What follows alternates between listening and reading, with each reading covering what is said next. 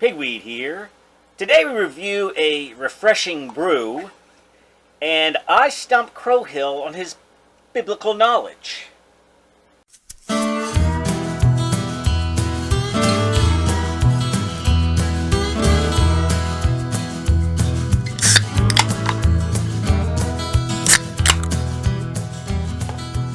Hello and welcome to Beer and Conversation with Pigweed and Crowhill. Good evening, Crowhill. Good evening, Pigweed. So, what's on your mind? Well, what's on my mind is I'm being examined here. Yes. I mean, earlier, decades you ago, 10 years ago or more, 15 years ago, I read the Bible every day, and made sure I read through the entire Bible at least once in a year, and so but it's been a long time, so. We'll see how I do. Okay. This was precipitated by, I'm standing in the grocery store line, and you know how National Geographic and Time Magazine, every once in a while, will do something that's not really pertaining to a topic. If they want to sell copies, then they put Jesus on the cover, they put Mary on the cover. Yeah.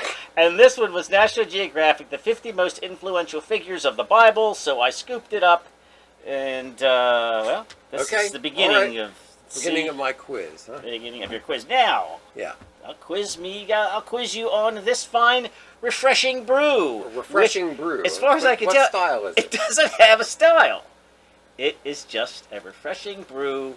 It's Penn's Best out of Fred Koch Brewing Company in Rochester, New York. My very first impression, there's a sweetness to it that reminds me of some of those malt liquors that we drink. I mean, obviously not, what's the ABV? This is obviously not a strong beer. It says it's a malt beverage. Yeah. So it doesn't even have a But there's a funny sort of a sweetness to it that reminds me of those malt liquors we have. So you're wondering if it's up there in that malt liquor range? Yeah, I'm sure it's not, but where are we? Yeah, it said 0. 0. Yes. 0. This is a non-alcoholic malt beverage.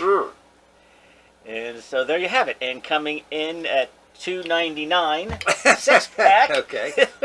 I figured we would try this. I have a couple questions about how does this even happen? How does a commercial brewer get the alcohol out? Yeah, so there's a couple methods. One is you brew a regular beer, and then you boil the alcohol off, because alcohol is a different boiling point than water.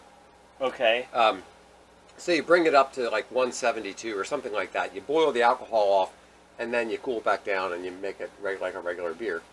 Now, are you still losing water that you have to? You shouldn't probably add later, you should just until if you're below that 212, then you shouldn't be. You shouldn't be boiling off water. You should only be boiling. So that's one way. Another way is similar to that, where they'll take a batch and they'll split it up, and one of them they'll boil off. And then they'll run the two of them past a membrane. So the alcoholic beer and the non-alcoholic beer will both pass by a membrane. And membranes are these spooky, weird things where things will pass across the membrane to equalize something across the membrane. So you'll have on one side you'll have a 0 alcohol beer. On the other side, you'll say you have a 5% beer. And then after they're both exposed to the membrane, it's 2.5 on both sides. Right. So now you've reduced it down part of it. Then you boil off the alcohol again. You keep repeating that process until you ratchet the alcohol down to a significantly low level. And then the other way to do it is to never introduce any alcohol at all. Like never actually ferment the beer. You're just using malt and hops and creating a beverage that never was beer in the first place because it was never fermented. I see. So yeast-free malt beverage. Right. But you're still using your barleys and your hops. I don't hate this. This is I know. For the $2.99. I know. I'll drink this ahead of any soda. Well, that takes me to my next point. Yeah. Why would anybody do that? Right. So if I'm out fishing and I don't want to have beer, I'm not going to drink a Sprite. I'm not going to. Generally speaking, I don't like sodas. Right. The only time I drink soda is when I feel like I'm about to fall asleep and I want a little bit of Coca-Cola or something like that to get the caffeine. Generally speaking, I don't drink soda. But just at some point where you're looking in the fridge, you're like, water, soda, and juice. Yeah, or milk. I'm going to drink a glass of milk. Yeah. Yeah.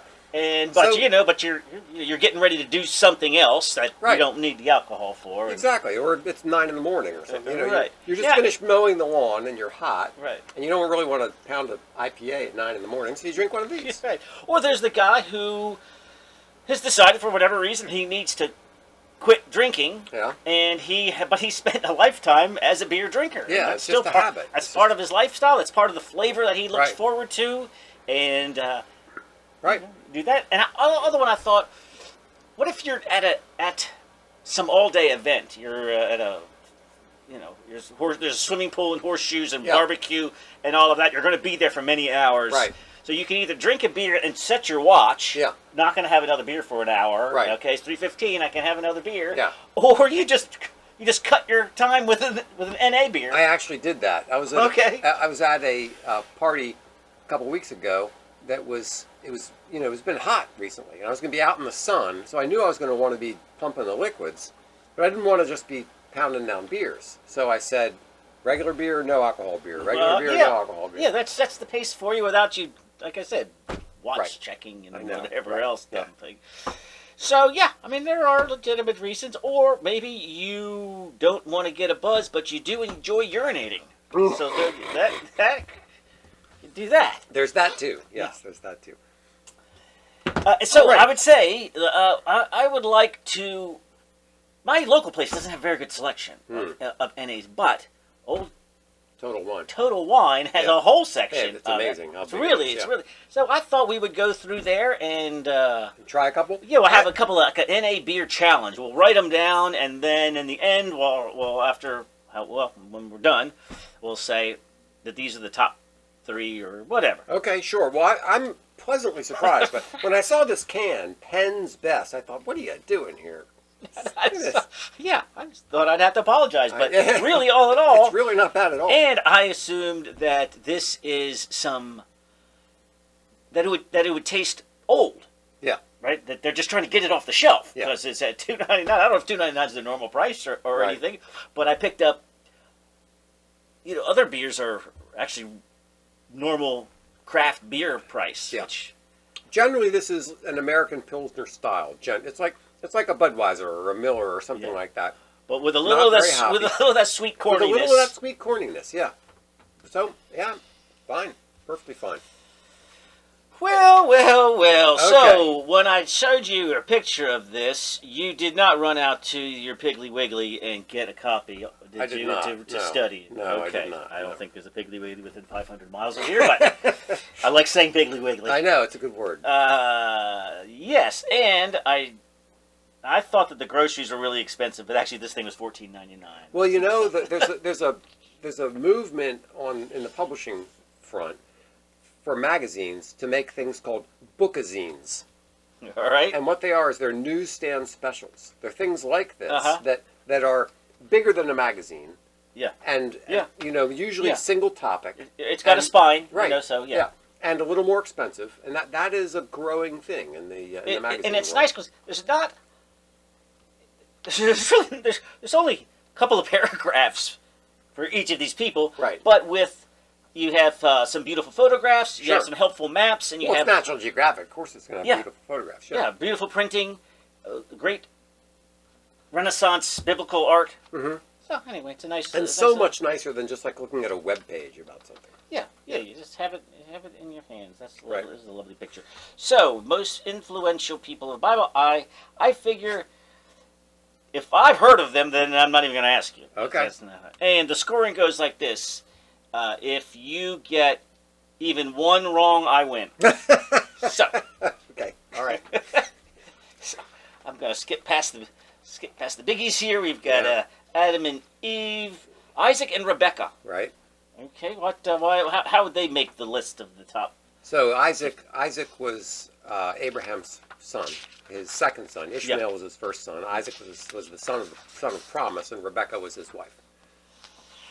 And so that they're just so and I did was it who so who got the covenant? Who took the covenant from Abraham. Abraham. Isaac. Isaac. Abraham, Isaac, Jacob. Right. Okay. And there's always a competitor, because Abraham had Ishmael and Isaac, but Isaac got, and then Jacob had I mean, sorry, Isaac had Jacob and Esau, and Jacob got the covenant. So there's. Yeah. And then, did Jacob become Israel? Yeah. See, why that's there's already enough names for me to deal with. Everybody's just. It's not as bad as a Russian novel where everybody has 3 names. You know. That's true. Yeah. Right. Okay. Yeah. Aaron, Moses. Sure. Yeah. How about Zipporah and Jethro the priest? Okay, Zipporah was Moses' wife who circumcised Moses' son in this very bizarre passage. When they're leaving Egypt and they're going out into the wilderness, there's this strange passage right in the middle of the story where Zipporah takes his son aside and circumcises him, and like throws the foreskin at Moses' feet. It's a bizarre story, but yeah, that's it's just like this sudden little story right in the middle of the thing. You're going, what is that there for? But anyway, that's Zipporah. Why is Zipporah and Jethro the priest paired up in this? Well, Jethro is a priest of Midian. Zipporah might have been his daughter. I can't remember that part of it. But Jethro was the priest of Midian, and he was the advisor. He was an advisor to Moses. He was his father. Yeah, he was his father-in-law. So it must have been Zipporah was his daughter. So Jethro was the one who came to Moses and said, "Look, you're wearing yourself out, judging all these people. You need to appoint other judges to step in." And so that's when you had this, you had leaders of thousands and 500s and hundreds and tens and all that sort of stuff to do minor cases. So there's some administrative duties here. Jethro came in and suggested the administrative state. Right. All right, I've got Joshua here. Okay, so that's the guy. That's after Moses. Joshua was the one who led him into the promised land, right? Right. That's fine. Yeah, I mean, I could have got that one. I wouldn't know why Deborah would make the top 50. Well, because they needed some women, but Deborah was a female judge in the book of Judges. Okay, but before there were kings in Israel, there were judges, and they were basically like warlords who, led the Israelites against the Philistines or whoever, and Deborah was one of them. Yeah. Saul and Paul, and you got some ancient prophets. Yeah. Great pictures.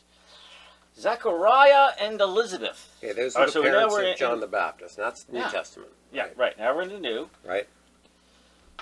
All right. Zechariah and Elizabeth, they were old. Zechariah was a Levite, so he served in the temple. And isn't there another case of that mirrors Abraham, where they're an elderly couple, barren elderly couple? Right. Is that them? Yeah. So there's some parallels there. So Abraham was old, Sarah was old, and then they had Isaac first Ishmael, then Isaac in their old age, and Zacharias and Elizabeth were the same way. That they didn't have a kid, and this was their first child was John the Baptist. The idea of Ishmael being the father of the Muslims, right? Is that just retrofitted by? Well, the Muslims by say the it Muslims, too. by the Muslims. No. I mean, is there a further story, or does Ishmael just sort of disappear into the Bible, or does he have a running story? He has a story, and he becomes a father of a whole bunch of kids, and they become the Arabs, basically. I mean, they become enemies of Israel in some ways. They become the other surrounding nations. Okay. Yeah. All right. Well, that makes sense. There's a lot of. But the funny thing is, God says He'll make a great nation out of Ishmael too. Right. Because of Abraham. It's almost like he was the firstborn, but he wasn't the legitimate one because that wasn't his wife. Right. Because Ishmael was born from Sarah's handmaid. There's some weird custom where if a wife was barren, she could take her servant and let the husband have sex with the servant, and as long as they were born in some, like the woman's midwifing or something like that, then the kid would belong to Sarah. So they God made a promise to Abraham that he would have a son, and so Abraham kind of thought, well, okay, we'll do it this way. I guess that's what God meant. And then they had Ishmael, and then when Ishmael was like 11 or 12 or something, God came along and said, "No, by through Sarah," and Sarah laughs because she's really old. She's like, "Come on, you know, I haven't had a kid. I'm 90 or something. That's going to happen now? Are you kidding?" But he was 12, so they weren't back to back. No. Okay. Oh, I did not know that. Simon Peter. What is Simon Peter doing in this book? Just Peter. Simon Peter is Peter the Apostle. And what makes him more influential? How come he gets a slot in this book? Well, Peter is, the leader of the apostles, and okay, so he's not just one of the apostles. Right. He's, according to the Catholics, he's the first pope, and has the keys of the kingdom and all sorts of other things. Yeah. Caiaphas and Pilate. Get it. I get that. Here's Stephen being stoned. Stephen was one of the first deacons when the early church formed. They didn't have. There were a lot of people who came in from out of town, and they're all gathered in Jerusalem, and they they just came for the weekend, and they ended up staying. So there were all these people who needed places to stay. They needed food, all that kind of stuff. So the apostles appointed a bunch of deacons, 7 deacons, to take care of the needs of practical needs of the people. And Stephen was the church's first martyr. He was stoned to death. And the interesting thing about that story is that Saul, who became Paul, was there witnessing. He was like watching everybody's coats or something while they were stoning Stephen. And so Stephen was, let me see, arraigned before the high priest of the Sanhedrin. Yeah. And denounced. So. And then he gets stoned to death, which sounds like a horrible way to die. That's slow. Yeah. Gosh. I'd want just one big stone. How about that? Yeah, right. Yeah. What about Philip? It was one of the other deacons. Uh-huh. If it's Philip the Evangelist. So Philip the Evangelist was one of the other deacons. He went out and shared the gospel with an Egyptian who was where's Samaria? So Judea and Samaria is right next to. So the idea is that there's Judea is the ancient Judah, and then Samaria is ancient Israel. So the Samaritans, when the Jews were carried out from Israel into captivity, like among the Babylonians, that sort of stuff, they kind of came back in stages, and the Samaritans adopted a lot more foreign customs than the Judeans did. So there was this big argument between the Jews and the Samaritans, which you see, when Jesus talks to the woman at the well. She was a Samaritan, and they had, there's a question of whether you should worship in Jerusalem or whether you should worship at this other mountain. So the Jews and Samaritans had a big conflict over what was the right religion. All right. Okay, there's some softballs there from National Geographic. All right. So maybe I'll have to move over into Naaman. Naaman the Syrian was the only guy. Kings. Yeah, the only person in the Bible to be healed of leprosy, I think. Okay. Yeah, that's Naaman. He was a military commander. Yeah. Okay. Yeah. Here's some leprosy talk. Got that. How about this from First Chronicles? Jabez? There's this book that was popular, I don't know, decade or so ago called The Prayer of Jabez. So Jabez said God expand my territory or something like that. And somehow it became a real popularized thing that, if you pray this magical prayer of Jabez, then you will... Right. Bless me and enlarge my border, and that your hand might be with me, and you keep me from harm. All right, Josiah, also in Second Kings. Josiah was one of the good kings of Israel. There were a lot, or good kings of Judah. There were a lot of kings who were rotten. They didn't, they were corrupt in one way or another, or they didn't follow God of the Bible. They went off for different gods and that sort of thing. Josiah was one of the good ones. Okay, now is this the unified Israel. Yeah. Is that the Book of Kings? Is that take? Yeah. Takes place there? So which is only like 100 years or something, right? Yeah. So the unified Israel lasted a very short period of time. You had Saul was the first king, and then after Saul was David, and David unified Israel and Judah. And so they had the unified kingdom, and he moved the capital to Jerusalem and all that kind of stuff. Then Solomon came along, and you had the unified kingdom under Solomon. And then as soon as Solomon died and Rehoboam took over, the kingdom fell apart, and it was separated into Israel and Judah. And it stayed separated after that forever. Right. And then Judah's on top, and Judah's the smaller nation. Israel's bigger, but Judah did better militarily, usually. And Israel fell. Which was the first to fall? Israel was the first to fall, and then Judah fell later. But both of them were carted off to captivity. Yeah. Okay, that's the Babylonians. Right. Mordecai. Huh.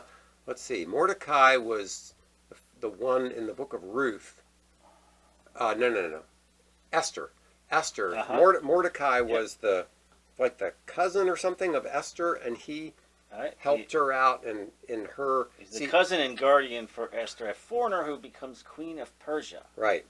Yeah, and he became. So there's this funny story about Mordecai, where Mordecai did something to save the king, and there was this other servant of the king who hated Mordecai, and he was trying to get influence with the king, and he went to and the king called him up one day and said, "What should be done?" The king couldn't sleep one night, and he has them reading like court records or whatever to help him get to sleep, and he hears about Mordecai doing this great thing to save the king, and he says, I never rewarded this guy for this.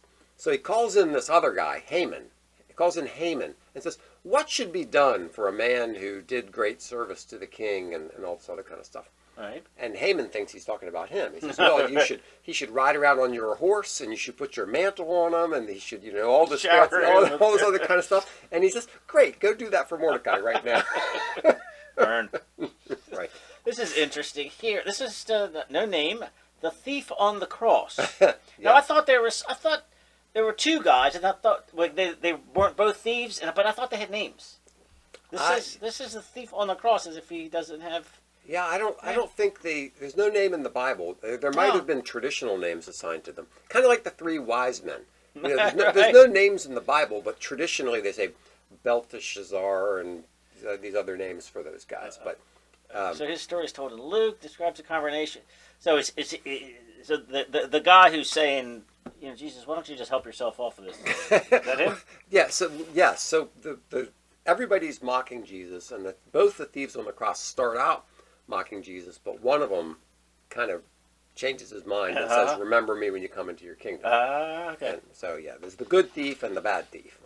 All right. So is Judges before Kings or after Kings? Before. Yeah. Okay. How about the story of Ehud? Ehud, yeah. Oh gosh, that's a tough one. It would fit nicely into the plot of a James Bond movie. Yeah, Ehud. He's one of the judges. Gosh, what did he do? I don't remember anything specific about Ehud except that he was a judge. Under the oppressive rule of Eglon, the king of Moab, the Moabites. Right. God sent Ehud and his cubit-long sword to assassinate the king. Oh, is he the one who snuck in? People. He snuck in and killed He him? must have been a smooth talker because he told his servants of the king he had a secret message for him. Mm-hmm. I see. So he snuck in and killed the bad guy. And killed the bad guy. All right, this is a name. That sounds at least a familiar name. This... Korah? Yeah, that's Korah's rebellion. K-O-R-A-H. That was back in the days of Moses, where Korah and some people said, does God only speak to Moses? What's going on here? Right. Legitimate question. Yeah, and then God said, "Okay, fine, you guys stand over there. Everybody's with Korah, you guys stand over there, and everybody's with me, you stand over here." And then the earth opens up and swallows Korah, Korah and his people. So. Tough story. We already did Jethro. How about in Jeremiah? We've got Elishama. Oh my gosh. Does that mean anything to you? I think that makes Elishama interesting is not actually because he is interesting. In fact, we do is know. He like Jeremiah's servant? How about scribe/secretary? Okay. Yeah. All right. So, because these are the title of this thing has to do with interesting. Let's see what makes this guy this interesting. Is this obscure Bible character? What makes him interesting is the extra biblical evidence that we have for him, and in turn, the historical reliability of Scripture. Oh, okay. I In don't know anything about 1986, that. outside Jerusalem, a clay seal was found.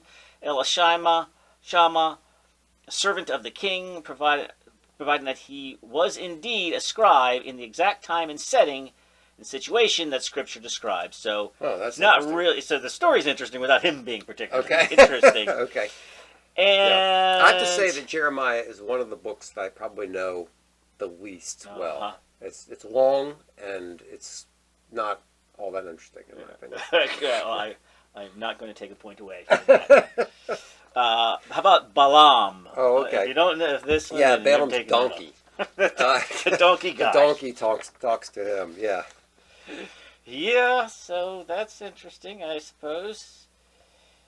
All right. Well, that's okay. I am not done yet. Uh-oh. Okay. I had to go to a trivia site. Okay. And, Now it's going to get tough. And yes, I did have my choices of novice, easy, Right. advanced, Yeah. whatever. I didn't go with expert. I Okay. just stopped at advanced. Thank you. Yeah. And this is, I got one, I think I've got one for people and one for places. Okay. Well, I'm not sure about that. Okay. So, what army did David become part of in First Chronicles? Oh gosh, yes. Now, these are all multiple choice, but I want to let you have a full shot. He went over to Gath. Now, I don't have the answers, but... Yeah, he went over and served the king of Gath, as I recall. Right. But when Saul was king... So which of these armies would Gath have been a part of, given these 5 choices here? Saul, it would be the John, Philistines. the Philistines. Because, see, because they would say, is Saul among the Philistines, something like that. So Saul was the king, and David had been anointed by Samuel to become king. So David was on the outs of Saul, and Saul kept trying to kill him. And at one point, he gave up and said, fine, I'm going to go to the Philistines. And he went to stay with the Philistines for a while. Yes, Saul... Now, did he... So David, he knew David was next in line, right? Or David married his daughter. Yeah. Right? And then he sent him to the front lines, just in case he got injured? No, that's a different story. What What you're thinking of is David and Bathsheba. David saw Bathsheba and was interested in her. Yes. And then he sent Bathsheba's husband, whose name isn't quite coming to me right, and had him go to the front lines. And not only had him in the front lines, but told them to withdraw and leave him exposed to get him killed.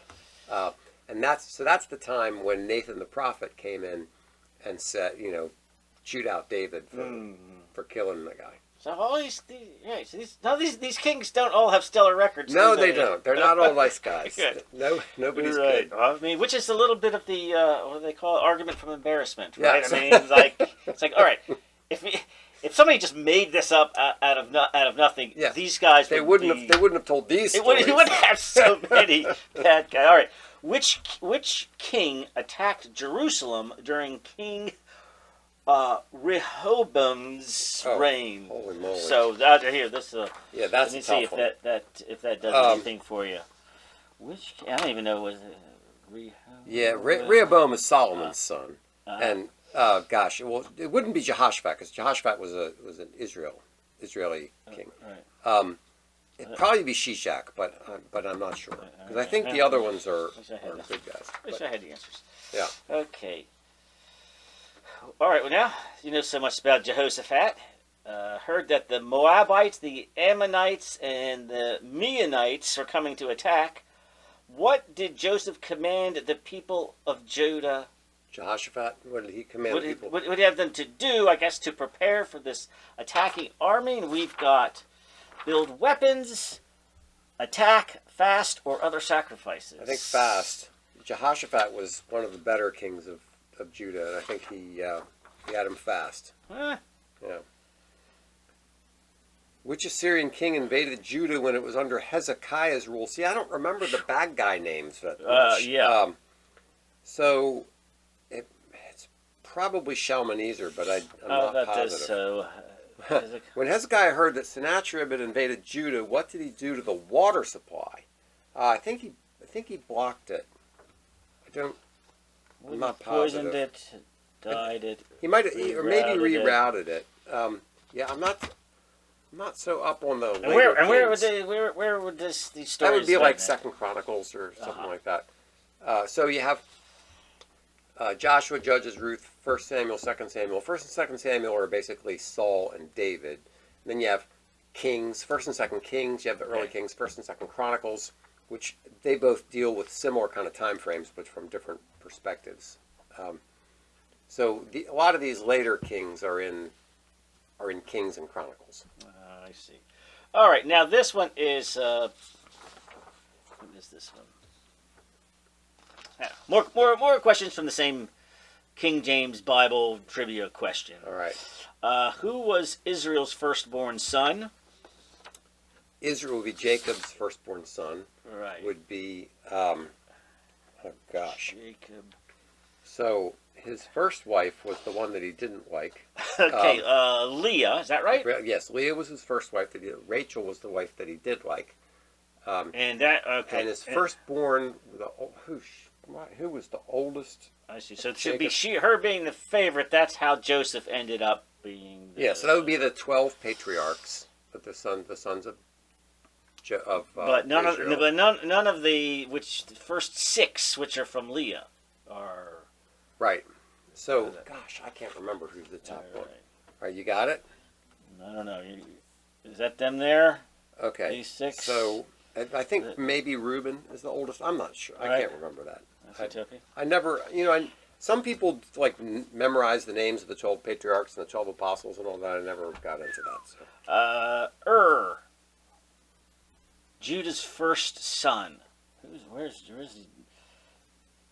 he? Judah's first son. Is this? Would it be this Judah here? Yeah. One of. Gosh, you Jacob's first. Got me on that one too. I don't know. See. I can't think of that one. What do we know about him? All right, these are his. He betrayed Judah. God slew him because of his wickedness. He was commended for loyalty. He became a king. His brother murdered him. I don't remember, but I think it was probably he betrayed Judah. That's probably the most likely. And how many children did Israel have? 12. And is that the famous 12 tribes that people talk of, the lost tribes, and one of them ended up in the American Southwest? That's right. Founded the Mormons and all that. Yes, exactly. All right. And the sons of Ulam were skilled at what? Oh, gosh. The sons of Ulam. Who are these people? Gosh. I would have to say herding and crafting weapons, but I don't know. That's one of those weird details that never really stuck with me. Yeah. All right, so those were some tough ones. That is a tough crowd there. Yeah. All right. Well, very good. Yeah, I like this. This is National Geographic is. It's interesting. It's nice, Yeah. and it's also something I get my son's short attention span can at least read through Can at here. least look at pictures and so look at forth. the pictures and go, Pharaoh. I mean, I know something about the Pharaoh. What? Why do I? Basically, you just absorb certain names and events just through living in the Western world. Yeah. And but it's nice to know a little bit. And maybe this will spark some interest. There you go. Plus, Okay. Plus, like you said, a bunch of pretty pictures. All right. Well, I didn't do terrible. I got most of them right. But, that was all right. Now, do we have any sort of a letter? I got a mailbag now. It's about Vivek Ramaswamy. Right. But this came in earlier in the week, so before the debate. So this that doesn't weigh into all right, yeah. This his mail or our response. Okay. To this. Muffler Man writes, "Sounds like you guys are big Vivek fans. I wonder how you feel about 3 recent positions I read about. 1, he's open to legalizing hard drugs. 2, he doesn't care if China invades Taiwan. And 3, he wants to end aid to Israel. Are you guys on board with these? Okay. Well, first the question is, you always have to wonder whether these accusations are true to begin with. Yes. Like whether he actually said these things. Or is he just talking about... Well, my feeling is, and I wonder if Muffler Man's in the same position, I saw these in the headline, but maybe there's more nuanced if you read the whole story, so right. I don't know if there's something else going on, because at face value, yes, I'm concerned about all three. Yeah, so at face value, I don't want hard drugs legalized. I do care if China invades Taiwan, but not all that much. I mean, I care, but it's not like I don't want Captain Crowhill over there fighting to defend Taiwan. Yeah. And he wants to end aid to Israel. That would be a huge concern because Israel's like our only friend over there. Yes. So. All right. So speaking of digging deep into nuance, yes. My understanding is his feeling is, if we push through, if we get the Abraham Accords, if we can create peace, without, of course, every leader has said for 50 years that the Palestinian issue is at the core, and that has to be solved first before there can be any peace. And then Trump came along and said no. Trump came along. Don Jr. read like 20 books on the issue, talked to some smart people, and turns out, you know what? A lot of these people are willing to sign deals with them and don't care as much about the Palestinians. The Palestinian thing has been a drag on the world totally Right. I guess my point being, if they have fewer enemies in the area, then they need less help from us. Okay, true. So and if wishes were horses, we could all ride. Right. So I think my understanding is it would be contingent on them not needing the aid because they don't live in such a viper's nest. Okay. But I mean, fine. So then I'd be willing to cut the military budget if everybody in the world was nice. Same kind of thing, right? Yeah. So Now I don't know that I agree with everything Vivek says. I mean, because I don't know what all of his policies are, and I've also heard that he seems to kind of waffle on some things. So I don't know that I'm a fan. I don't know a fan of anything that anybody says, including myself. So, I would trust he's a smart enough guy that once he gets in the room, I think this is what happened with getting out of Afghanistan. Obama swore he would do it. Trump swore he would do it, and then they get down to the bowels and talk to the guys who are in charge, and they go, "Let me just tell you what's really going on over there." Right? Maybe we can't do that. So I think I can imagine something like that. Obviously, it's not going to walk in there and then just override everybody, every advisor, and every military person, and say, "Forget Israel." At least I would hope not. I think he's too smart for that. I know that the China thing, this is kind of cynical. He's sort of like, well, after we gain superconductor independence, then I don't care what happens to Taiwan. Well, that's a little rough. It's a little rough. It's like, no. We'll hang. We'll keep supporting them until we can build our own factory and don't need them anymore. Don't need them anymore. And the legalization of hard drugs. What I heard about that was he just sort of followed up and goes, "Well, I'm not a big war on drugs guy." Yeah. Well, I don't know what it's that not like means, what we're doing now is working. Right. You see people drugged out, not around here, but like in cities, you see people drugged out all over the place.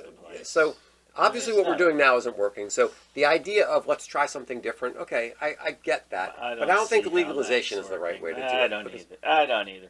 But it's a good point, Muffler Man, but I'm not entirely soured on... Yeah, we'll keep an eye on these things over time. And then I saw something else that Muffler Man didn't mention about him receiving the Soros scholarship. Who, Vivek did? Yeah, when he went to law school. Oh.